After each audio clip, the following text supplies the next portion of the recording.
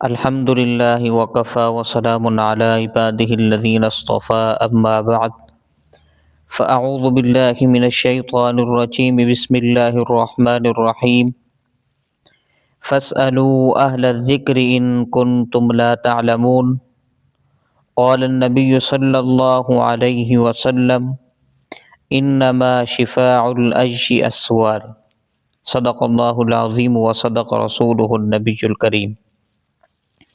برادران گرامی، آج ٹیلی فون اور موبائل کے آداب کے حوالے سے چند آداب ذکر کرتا ہوں۔ سب سے پہلا یہ ہے کہ فون کرنے سے پہلے وقت دیکھ لیں کہ نماز کا وقت تو نہیں۔ اگر نماز کا وقت ہو تو اس وقت کال نہ کریں بلکہ کسی دوسرے وقت کال کریں۔